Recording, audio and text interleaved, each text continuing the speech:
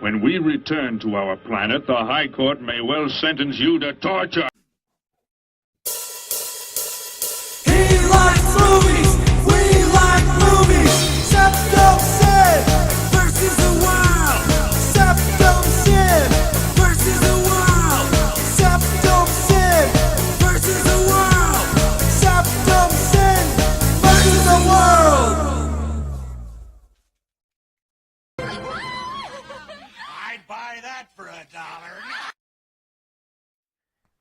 Greetings! So welcome to the Vlogcast.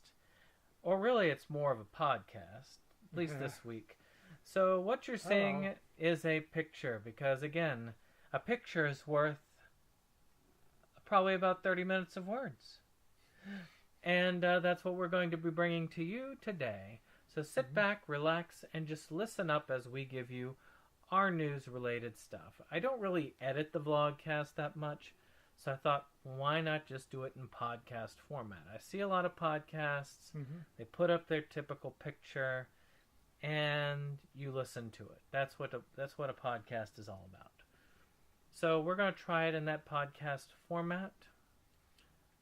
But if you guys are like, no, bring back the video, screw the rest, we will bring back the video. This is just an experiment until somebody tells us bad. And if we have enough people to say bad, then we'll just move on with it.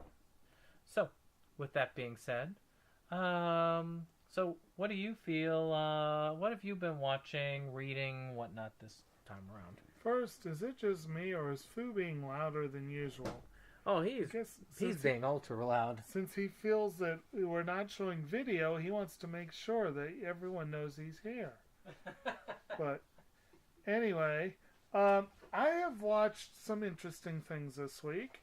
Mostly, not a whole lot. It's been kind of a busy, it's been one of those hectic weeks, running about, doing stuff. But I did catch several random episodes of Futurama and Lethal Weapon, and some additional episodes in CSI and the series And Yet the Town Moves. And I'm still working on Zadie Smith's White Teeth, reading White Teeth. But the big new one in terms of watching, that I'm still working on, is the new series in my Sentai Premium set run through. I'm approximately 5 episodes, I think 5 episodes in to the series Chihaya Furu. And Chihaya Furu so far is pretty flippin' kick-ass. It is a great show. It's one of the most acclaimed shows of the last several years. And so far I'm thinking it lives up to it. It's got a very artistic appearance. It's very watercolory. It reminds me of Honey and Clover and A Cheeky Angel and Nana and Bunny Drop. It reminds me in little ways of all of those series, all of which had very distinctive art styles. Now, the thing that may be a put-off for a lot of people is that the show is about the people who play a Japanese card game named Karuta that is all about being able to memorize traditional Japanese poetry. And it's a 50-some episode series. So I'm sure a lot of people will look at that and go, no. But believe me, from what I've seen so far, it's worth the effort. And it's actually, a lot of people have characterized it as one of the better sports anime out there, which is interesting, but it kind of is so far. So, fun show. The main character reminds me a lot of Megami from A Cheeky Angel. I think that's where that description comes from in some ways. But yeah. Now, I guess those things have a dual, like Blu-ray and DVD, or is it? Yeah, it's Blu-ray and DVD. Well, that's good, because that means you're still able to go through your sets. I've had no problem at all watching the one problem. With my Sentai sets, I did not have this problem with Squid Girl or with Akame ga Kill, but I did have it with the Magi Brilliant Park, and I'm having it with Chihaya Furu, when I go to the languages one with the current player I'm using, I can go to the language choice easily enough, and I can select the language easily enough, but I have to push the menu button to return to the menu, and I am honestly shocked that it works, and I'm hoping that it continues to work until I'm done with the series. But for the most part, Sentai Blu-rays work reasonably well with this player. It's some of the other Blu-rays that I've had trouble with. Mostly I've had serious trouble with NIS America and with Disney. Disney is an odd one. Freaking Disney. But anyway. Well, I've had a couple of things. I mean, I've been continuing to watch My Hero Academia as it's coming out. Good deal. Still doing the whole preliminary exam. I've been watching Disenchanted. I'm moving through it. Again, it's very meh. But since I finished the other series I've been watching on Netflix, I said, you know what? I'm just going to hunker down and give this a full-out shot. I'm going to watch the first season. Futurama kind of had a stale start. I mean, it was still great, but it wasn't as funny as it got later on. But by the end of the first season, I was loving it. So I give it to the end of the first season. I will say, so far, Disenchanted's had a better start than The Simpsons did. Yeah, that's true. Yeah. So, that being what it is, also on streaming, I'm working on the first season of the new Will and Grace show. Very slowly. I think I watched an episode. Maybe I'll watch another one in 3 months. That won some Emmys, didn't it? It did. It was actually a very good show. They started off very political. Yeah. And now they're moving into their old frame. Very joke heavy. Very good series so far. MasterChef Junior, finally working through the latest season of that. Me and my wife love MasterChef. Well, mainly the junior one. It's kind of cool to see all of the Gordon Ramsay that we are used to yelling, but trying to be more reserved with his yelling. Of course, I've had a little bit of playing on a game called Fallout 4, mainly because I found it and I wanted to install it because I've heard it runs 4K and it does look beautiful and it's taking away my Silent Hill time, but that's because it's Fallout 4. Finally, I started a series that I know that you probably, if you haven't seen it, you'll be wanting to see it, which is Hetalia, the World Twinkle. Is that's season 6, isn't it? It's the last season. I can't remember how many there are, but it's the ONA. So far it's all right. Again, with Hetalia, I feel like they started off really strong and then it kind of went slowly downhill as time went on. But first season's great. Oh yeah, first season's awesome. So that's pretty much all I've got for stuff I've been watching and reading and all that. So now we go on to what we've actually completed for the week. So what have you actually finished? Well, actually, a couple I forgot to mention, and you didn't mention that we watched some more Gravity Falls. Oh yeah. Yeah. And I kind of, for some reason, held on this, but I could have included it in my ongoing reading. I did read another volume of X-Men Gold, the new X-Men series, one of them. And it ends with a moment that I've probably been expecting to see for at least 20 years. And kind of interesting. Apparently Kitty and Peter might finally get together after all. But we'll see. But at any rate, it's quite interesting. I like the new Blue and Gold series that they're doing, and I have good hopes for. Hopefully, this will continue to be pretty good. And, of course, the other one we watched together was, for this week's Inside Movies Galore, we knocked out Dark Crystal. Yep. And I also knocked out for last week Heavy Metal. So that was a couple of 80s classic movies that fare better for those who grew up with them than those who did not. I can definitely see how nostalgia is an enormous factor with both of them.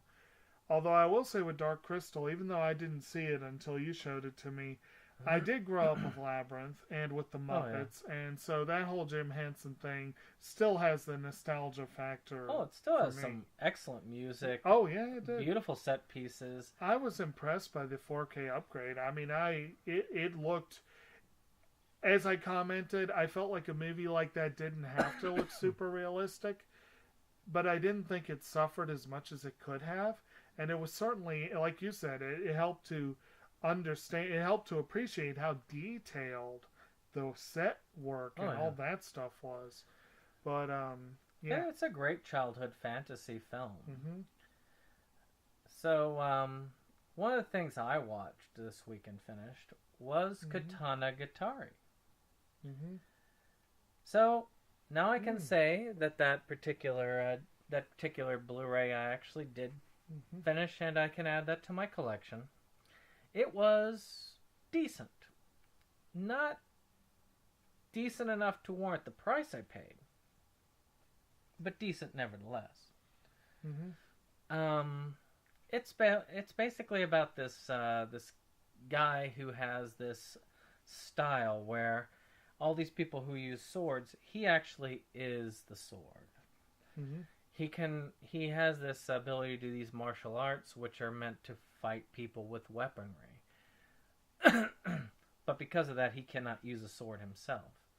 He's approached by this girl who recruits him to go on this mission to find all of the hidden works of this particular swordsmith.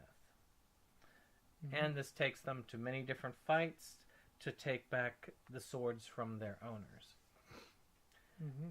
It's not a bad series, but there's something missing from it. The art style is very unique, almost Japanese watercolor type unique, and just worth checking out.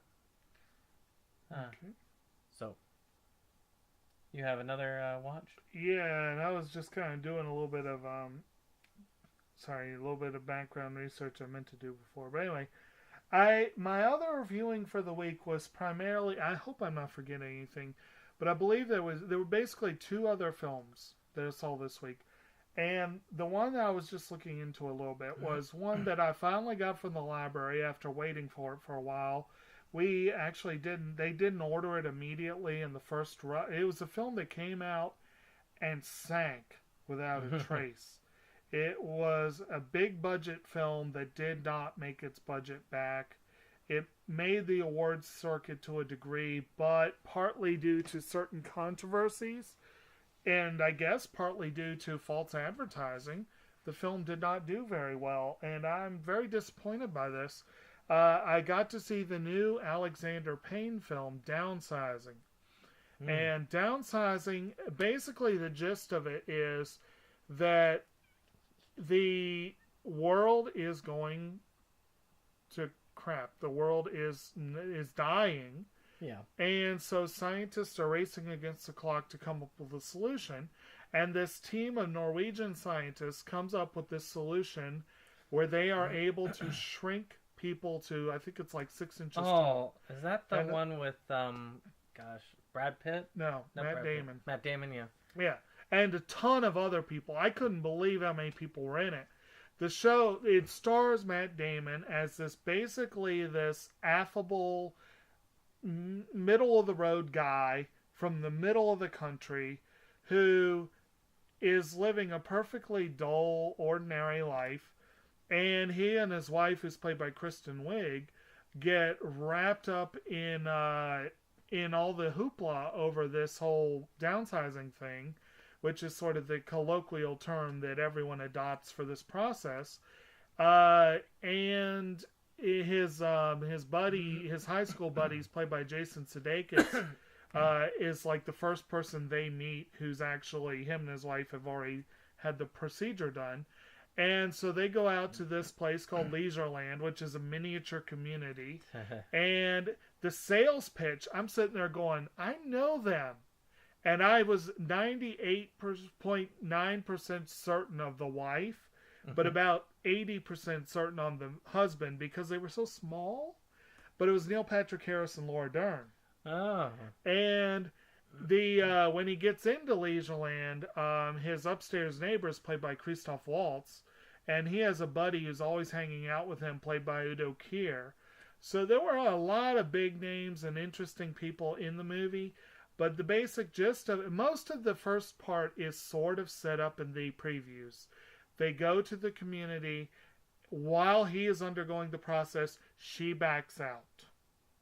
Oh. She just drops a ball, drops a bomb on him, basically, and I'm not going to go into details because watching it in the movie is kind of it's very effective. The part that I think that I said the movie didn't market itself very well, I think people were expecting more of a comedy, and it's really more of a satirical film. But I mean, if you know the name Alexander Payne, why would you think it's supposed to be a laugh-out-loud comedy? Really? I mean, I actually thought it was one of his funnier movies, But the big issues that probably sank it, other than false advertising and the movie probably getting a bad rep because of that, were unfortunately, this happened in the wake of the whole big explosion of the sexual assault scandals and everything, particularly Weinstein. And Weinstein, let's face it, Weinstein made Matt Damon's career. Yeah. And Damon put his foot in his mouth and did not come out. He did not come off well with a lot of people. So I think a lot of people stayed away because Matt Damon. And there is the little thing about the Vietnamese immigrant in the movie played by Hong Chow. And Hong Chow does a phenomenal job. She was up for a lot of awards. There were a lot of people pushing her for an Oscar. She does a phenomenal job. But, and this is one of those things where you really sometimes don't know if you're not there, and she claims that this was as much her as Alexander Payne. And she has defended this performance fiercely, apparently. But if you know nothing about the movie, about her, about anything like that, and you're going in this current sort of everything goes through the veneer of political correctness and trying not to be, racially insensitive and all that stuff. Her character she speaks full-blown pidgin English, and it just sounds bad. And I think if she made that choice on her own, and she defends it, more power to her. But it's hard enough for an Asian to get a really, really meaty role like this. When there's even a whiff of stereotype, it weirds people out. And I wonder if they really made the best choice with that. That was the biggest issue I had with the movie, was it felt off. But other than that, the performances are great. She does a phenomenal job. Damon does a great job. All the supporting cast does a great job. Alexander Payne did a phenomenal job with world building, with the set decoration. Everything about the film was top notch, and it got shut out at the Oscars. And I think it was just because it got swallowed up in controversy and poor marketing, and it's a shame, And I loved it, especially because the environmental themes. I love the environmental themes in the movie, but it probably would be better if we could go and downsize. Well, there would be good and bad, you know? Yeah, well, Yeah. then we could threaten the microverse. Well, they do show some of the downsides of it in there. Actually, she was a political dissident who was forcibly downsized. Yeah. And that's, yeah, so. Well, Okay. so for me, I finally completed, and we've talked about this before, but I've completed a film and an OVA and a series called Little Witch Academia. Mm-hmm. I started it by watching the movie, and that drew me in, so then I went to the TV series, and then I did the OVA, which OVA is a sequel to the movie. The movie and the OVA really don't fully relate to the series, sort of alternate tellings. And it is a really cool series. It starts off with this little girl who she sees this witch perform, and witches are out and about. It's not like Harry Potter where they're hidden. Everybody knows about magic, and magic is kind of this fad thing. It requires a sorcerer's stone and attachment to the ley lines to use, so it's very limited in its capacity. But this person here, she's doing this flashy performance, and her name is Chariot, or Shiny Chariot as she presents herself. Shiny. And she does this excellent performance, and the main character, Akko, is inspired, and she says, I'm going to be a witch so I can be just like Chariot. So she finally applies and goes to this magic school, which is a combination of Worst Witch, Harry Potter, and then animeify it. You know, all the basic yelling and tropes that you see in anime. So she hooks up with two people who are unlikely friends. One sort of a bookish type named Lotte, and the who's more interested in inheriting her parents' magic item store. And the other one, who you probably would like the most, Susie. And she is all into poisons. She is kind of creepy, really. She ends up using Akko as a guinea pig a lot of the times for a lot of her poisons and tricks. And there are times you gotta wonder whether she's really her friend or not. Well, as long as she sticks to poison and not poison. Yeah. But the series is very cool. It goes into why magic is failing and how people are trying to save it. And it wraps up very well. Whether they do another series or not, I don't know. It could easily continue on with a new thread. But this particular one, it's good. It's encapsulated.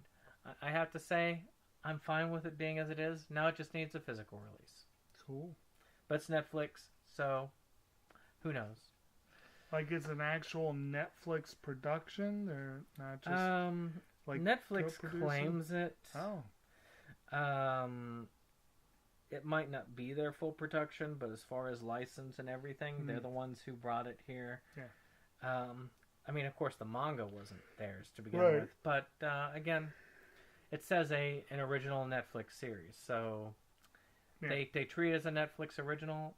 But then again, Seven Sins is treated as a Netflix original, so who knows? But that's my next one, so.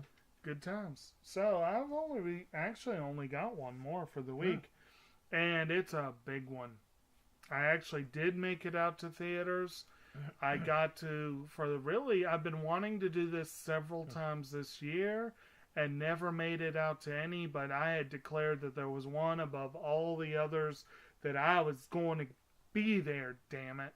And I made it out Thursday night for the Japanese screening of Perfect Blue, the Satoshi Kon classic film. It did its 20th anniversary re-release. They did the Japanese dub on Thursday, and I believe tonight, Monday, they did the English dub release. Yeah. And I actually had two theaters to choose from. which I'm fairly amazed that we had 2 theaters airing it, and even more so that one of them's the Cruddy Theater I used to work for, and they didn't know what the hell they had. They stuck it in a small theater off to the side and easily sold out. And because I was late getting the ticket, I was in the very front row. It's a little tricky watching subtitles when you're in the front row. And, it's, and the other big issue is that the show is 20 years old. I think they probably cleaned it up. But when you're that close to the screen on an old anime, you're going to see a lot of ghosting. And so that got a little distracting at times. But it is a flippin' phenomenal movie. Oh, yeah. It is one of the classic movies. I had not seen it for several years. I know I'd seen it at least twice before, but I have not seen it for a while. This is, of course, the first theatrical screening I've seen. The film is way out of print. It's criminal that it's out of print. And I'm really hoping G-Kids actually sponsored this particular... It's a Fathom event screening, but G-Kids kind of helped with the release. I'm really hoping that means they have the ability now to put it out on DVD and Blu-ray. It needs a Blu-ray release. It desperately needs a Blu-ray release. And G-Kids is getting ready to re-release quite a few of their Blu-ray items. I'll go ahead and throw this out because this would have been one of my news things. I saw on Right Stuff this week that they have listings for Ernest and Celestine, The Secret of Kells, and a whole bunch of other G-Kids releases that are not originally anime. So if they're ramping up their re-releases, the timing of everything makes me hope Perfect Blue gets part of that. Although I'm still kind of hoping Criterion actually puts out Perfect Blue before long.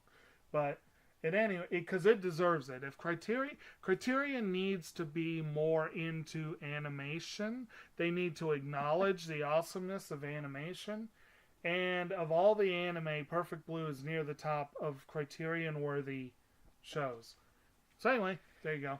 I have 2 more. I did finally get to see The Phantom Thread. I keep trying to tell myself not The Phantom Fred. No, just Phantom Thread. The new Fred movie. Yes. But Phantom Thread... I want to see Phantom Fred. It almost helps me complete my Oscar collection for this year. Ah. Damn you, Netflix.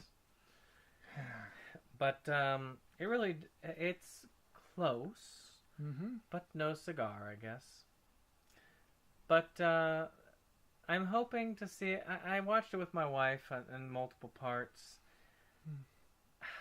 It was very well done when it came to thematically, writing, acting, but to me it was not a very enjoyable film. I believe it did win the Oscar for costume. Yeah, that's what I got. Which makes perfect sense. And, I mean, it's about a person who literally makes clothing. And for wealthy individuals. But this codependent relationship stuff, I have expected a scene from Misery at the end. I was like, okay, she's got the hammer out. She's going to go hobble him now. It bothers me. As somebody who's been working in mental health for many years, it bothers me.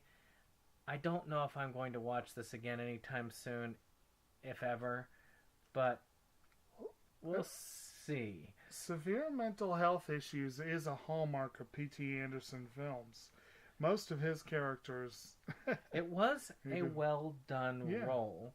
I understand why it's a very good swan song to have. I don't know. I didn't like it. Didn't care for it. But again, it's one of those films that I can say I appreciate the art value, but I did not care for it. You've watched it, though. Oh, yeah. You probably liked it better than I did. You like the art better usually than I do. Yeah, I mean, I liked it better, but... And again, we mentioned on this channel, a friend and I went to go see it, and we ended up seeing Darkest Hour instead, because they sold out when we were in line. Better film. Oh, I was about to say, we traded up. Darkest Hour is far and away the better of the 2 movies. And honestly, it's the one that beat Phantom Thread for Best Actor. I think it deserved it better. Both of them had great performances. Daniel Day-Lewis probably would have had a chance at winning any other year, but not this year. But The second one I watched was I just watched this today, and that was Fuse. well, Fuse. Or Fuse, yeah, which is a Fuse really essentially because it makes sense for what they're doing because they're talking about a fusion of sorts, and it's interesting anime. NIS put it out. It's the last of the premium sets, the old school premium sets, the tall boxes that I finally got to look through, and it's not a bad movie, but again, well, it was easily worth what I had paid for it. I did not pay much. I paid $14 for it. Yeah, you got lucky. I think I paid like $20. Yeah, I mean, I got it right after I heard it was out of print, and I'm like, okay, I got to get this. Brave 10 was also one I got dirt cheap, and you got that dirt cheap too, I believe. Yeah. So, much. you know, and again, it's not bad. It starts this person who is a huntress, and she moves to a big city, and she finds out about these werewolves that are going around killing people. So it's been termed by the shogun to try and take them out, and they're getting paid large amounts of money for it. The animation is pretty fluid. The story is interesting, and again, pretty decent movie. Not the best I've seen, not the worst I've seen. For what I paid, fairly decent. But NIS, I feel like NIS grabbed at a lot of things. Yeah. And I feel like that's part of why they went downhill. They did get some really good stuff, but intermixed with some okay stuff. All right, so... Well, I've generally heard excellent things about Fuse, but I need to see it. But again, with my player issues, I'm not touching any NIS right now. I wasn't, like I said, I wasn't impressed by it. So that's me. I mean, like I said, I didn't hate it. I just thought it was okay. Much like Katana Gatari. I didn't hate it, but I thought it was okay. That's a good sales pitch right there. You can put that little blurb on the front of the. I didn't hate it, but I thought it was okay. Now, don't get me wrong. There's some really good NIS titles out there that I thought were spectacular. I mean, I really loved Working, and I really like Cardcaptor Sakura, even though I don't own that one. So there are some ones that are really good. So news. Yeah.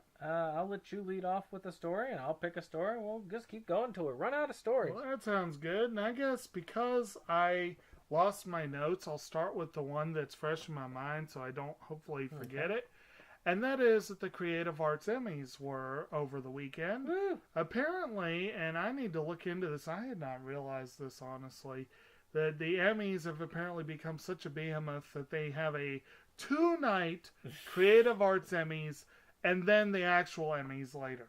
And that's like, they're all Emmys, but apparently they figured it's way too much for one evening's worth.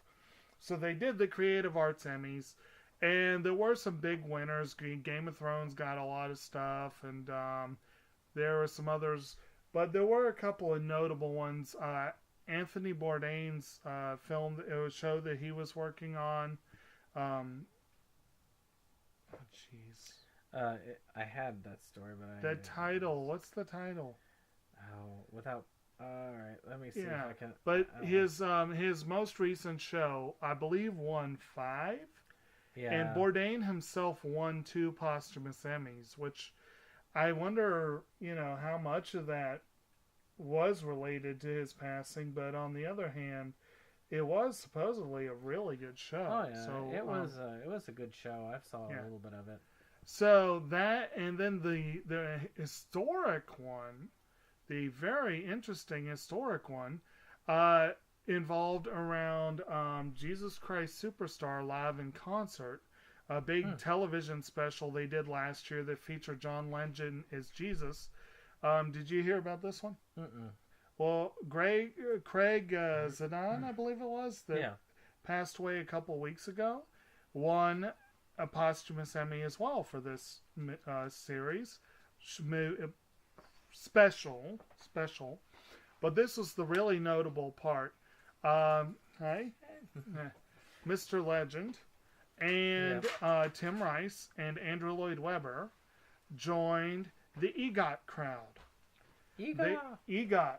They are the 13th, 14th, and 15th people ever to have Emmy, Grammy, Oscar, and Tony.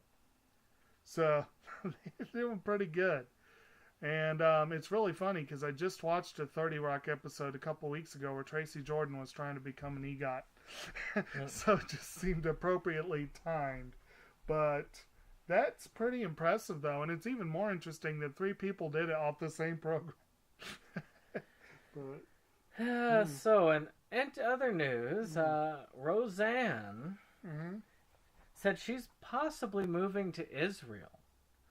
But she's definitely moving to Israel when they debut the new show, The Connors. Okay. She says liberals don't accept apologies, so I'm gone. Huh. So, there is some truth to that, I guess. What? I mean, the liberals don't accept apologies. Like conservatives do. Well, I don't know. They're willing to forgive some things. Well, I guess in both cases it depends on who it is that's apologizing and for what. I don't know. I mean, if anybody. I mean, let's take somebody who's a pretty, like, let's say if Rachel Maddow. Well, no, not gonna use him. Let's say if Bill Maher, he's come close to not earning forgiveness because when he said the N-word. But let's say he got into a sex scandal. Let's say somebody accused him. He would lose his show. Yeah. And that's the thing. And he would never be forgiven. They'd say, no, you don't have the right to come back. I've heard many people say that basically once you've messed up, you're branded for life. Yeah. And that seems to go against the whole concept. Yeah. Now, not to defend the decision that they made with Roseanne, that Roseanne's talking about, because I don't know, that is a bit severe. Ambient or no, it just seemed a bit weird and severe. But she is going to Israel. She is escaping it. You know, when she dies on the show, I guess that means she's leaving the country. Okay. So, speaking of controversy, I don't know if you saw this little news blurb or not, but I know you enjoyed your Morning Musume. Yeah, I heard about that one. Yes. So, former Morning Musume member, a singer and seiyuu named Hitomi Yoshizawa, was arrested for a hit and run where she injured a bicyclist and a bystander, and apparently 10 minutes later called the cops herself and said, "I think I hit a bike." And so she was taken under arrest and was apparently under the influence at the time. And this was in the morning. So this is unfortunate. I don't know. I always hate to think of, like, people that are talented doing dumb stuff. But apparently she did. But I saw that and I was like, you can't make this up. In all fairness, a lot of those Japanese idols and stuff, they're under tremendous stress. Yes. This is not like... I just saw Perfect Blue. Yeah, this is like I say, it's not like, know, American artists. These people, they don't get paid a lot. Right. And they are constantly working. Right. I mean, if American pop stars can go off the rails as bad as they do, then, yeah. So here's something on release front. Of course, as you know, Hocus Pocus has hit a big milestone. And to celebrate this, Best Buy released a steelbook. But it looks like all of those people who like to make money off of this, what do they call them? Scalpers, have decided we're going to try and buy up as many as they can so that we can raise the price.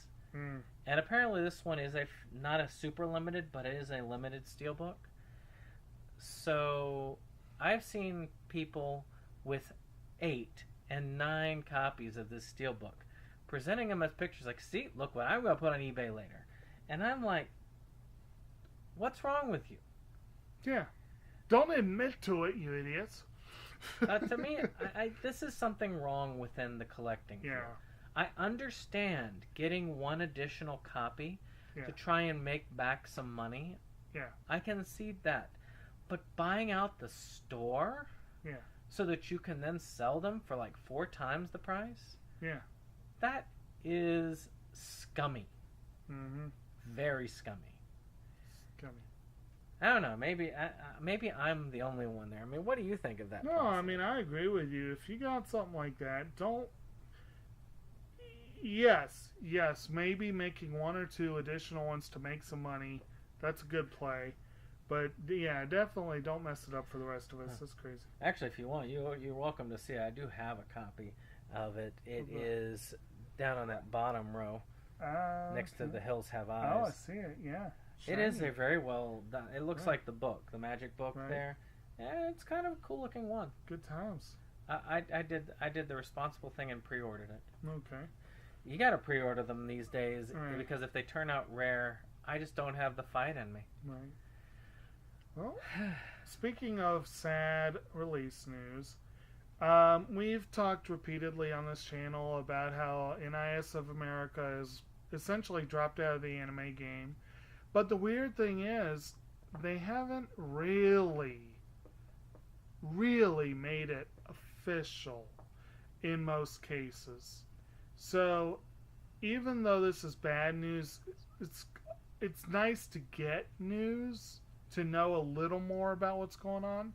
They did officially announce this week that they have indeed dropped the license to Nyarko Crawling with Love, which is one of those series that I'll never get to complete because they only ever put season 2 out in the premium set, and that's an expensive set. I have the first season on standard, but you lucky bastard, you have both of them. Not on standard. No, on premium. Yes. So, it's a good series. Yeah. It's not a great series. Boy, that seems like I'm repeating myself. But it's a fun series. Again, It's not that good, but it's fun. well, I mean, It should get you to write blurbs from it, like that Cabin Boy release you were talking it's one of those things like, just if there's series that are truly great, and there's series that are okay, that are decent. They're fun to watch, and they're enjoyable. And this is one of those I think is enjoyable, but it's not going to be it's not going to make my top 10. I doubt it'll make your top 10. But still fun series. This one is one that's on both our lists. Of course, you talked about the Emmys, so might as well talk about the Oscars. Yes. Well, they're dropping that popular category for now. Yes.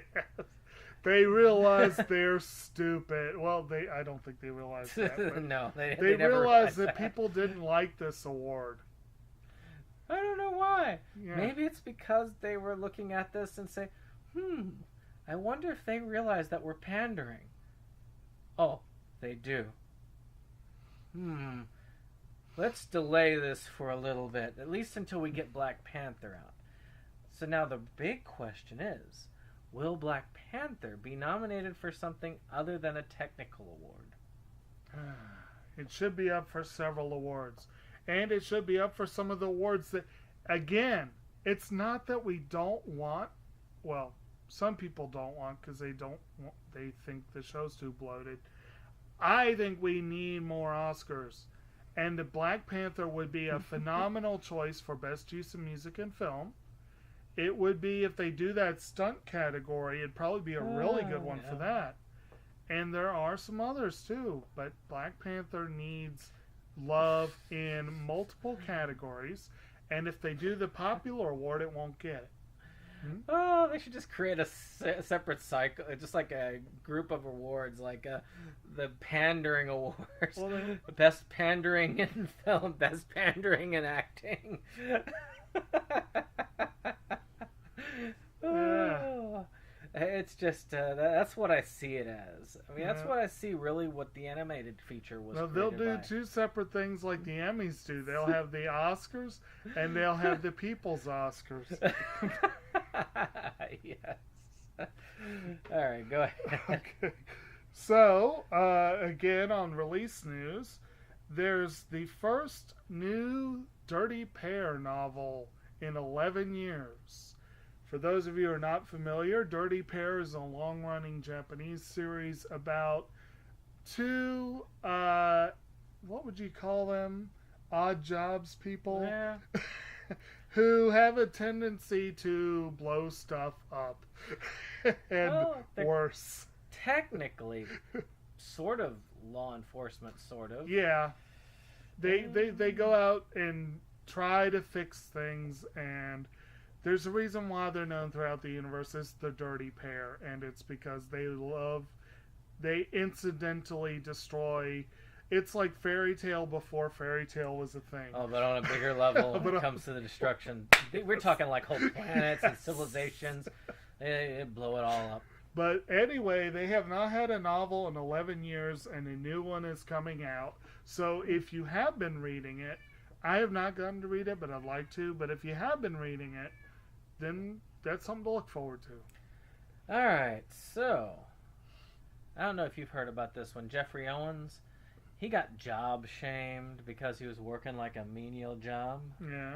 And you know Jeffrey Owens from Cosby Show. Right. So, and this has been up and down in the news. I mean, not every person who is in acting is wealthy. They have to work like we do. Yeah. And because of this, Tyler Perry said, I am offering you a job in my next film. Now, that to me is cool. That's people sticking together, working together. And for those of you who have job shamed him, shame on you. We gotta work. We gotta eat. Yep. If I could work really well on this YouTube channel if I could afford to make this my only job. I cannot. I don't get paid for this. Yeah. We don't have enough. So spread the word, and maybe I can make this my If full-time I didn't have job. to work, I might be a published author already. Who knows? Oh. So, it's just something. Yeah. All right. Well, I had basically one more news item that I think there was just the one more. And that is, as we mentioned a week or two ago, Right Stuff has partnered with 11 Arts to do the home video releases of their movies. But I think they're also helping with the theatrical releases or whatever. But at any rate, 11 Arts has several movies coming to this country in the near future. And in the very near future, i.e. November, they'll be screening a movie called Liz and the Bluebird, which has gotten pretty good notices so far, and I'm certainly going to try and go see it. In early 2019, we'll be seeing Penguin Highway, which is from the author of Night a Short Walk On Girl, and also the third Laughing Under the Clouds film. So, definitely looking forward to those. I'd like to see the first two Laughing Under the Clouds films, but I will definitely go see Liz and the Bluebird and Penguin Highway. Right Stuff is definitely branching out. I mean, they're doing some non-Japanese animated. I mean, they've done some American animated. I mean, shoot, Teen Titans. Yeah. Releasing all that. Yeah, well, that's they're putting out. that on their site, but that's going to be cool. Yep. I have a couple more stories. Okay. EA, everybody's favorite video game company, is in trouble with Belgium. Okay. So, because their game NBA 2K relies on loot boxes. You know what's illegal in Belgium? Loot boxes, because they consider them gambling, and gambling for children. Oh. So, for kids. Exactly. So now EA is asking the people to lobby their government to put loot boxes in their game.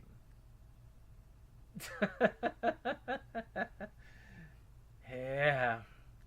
It may happen because a lot of them want those extra features that they've locked behind a wall. But I hope they don't go for it. This process of basically scamming people needs to stop. I do not like the games as service model. It basically says those people like myself who like a good single player game, dead in the water. That's all I'll say about that. The ruby slippers, who had been gone for years. Did you find that? Did you hear about this? They've been found. No? Yeah. You knew they disappeared, right? They'd been You stolen. talking about like the original ones? Yeah, from the original ones. They managed to find them. Oh. So they're going to be in like a museum. Are they under a house somewhere? Yeah, attached to a pair of legs. They folded up as soon as they removed them. That's what happens to thieves. They drop houses on them. Exactly. But I'm kind of glad to see it. It was a piece of movie history. Mhm. I kind of hate seeing that Yeah. go. And of course, George Zimmerman's in the news again. Mm-hmm. I'm sure you've heard about the Trayvon Martin movie that's coming out with Beyonce and Jay-Z.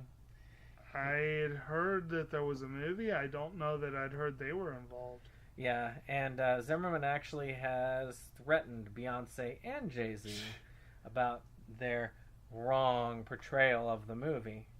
Threatened them how? I don't know. It's like some sort of threats over the phone, and you know, I think it's like I'm going to beat you up type threats. Because, you know, he's going to be able to get close to Beyonce to beat her up. They got more money than Trump. Why would you threaten them? They could like send a whole. They could like put an army on you. if they Well, wanted he wants to see himself as the hero. Wow. And I know this film is not going to portray him as the hero. No, I doubt it. Okay. One that I know that you're happy about, there's a live-action Reborn play, Oh. and it's got a cast. Oh yeah, I did see something about that. Now, So many live action announcements, so I don't pay attention to most of them. and that's about all I'm going to say about that. Yeah. Last but not least is one I found out recently. Okay. Steven Stragel, whatever his name is, he was axed from The Predator. Okay. He had a small scene, but apparently they found out that he was a registered sex offender, Okay. and that the sex offense had something to do with positioning a 14-year-old. I guess it would be inappropriate for a sex offender to be in a movie called Predator. Yeah, well, that was it's just another type of predator, I guess. But you know, the main director had said he was trying to do his friend a solid. He didn't know the nature of it all, and there's a lot of controversy around this. I hope it doesn't sink the film, but they did axe that part, and he also had apparently been cast by this director in several other films. So interesting stuff. Very interesting. So But stupid. Yeah. With that being said, that's all I've got. That's all you got. That's all I got. So I hope you all enjoyed this format. Of course, let us know what you think. Yeah. And if you want us to be back on video, we'll be back on video. If you don't want us to be back on video, we'll just close down the channel. No, just kidding. But we do want to try and make this easier. It's much easier to pick up the voices this way. And in general, we can relax a little bit more, enjoy this portion of it. And again, this is just in general trying to have a little bit of fun, share a little bit of our wealth and knowledge. And I guess that's it. Do you have anything else? No, I'm good. Goodbye. Goodbye.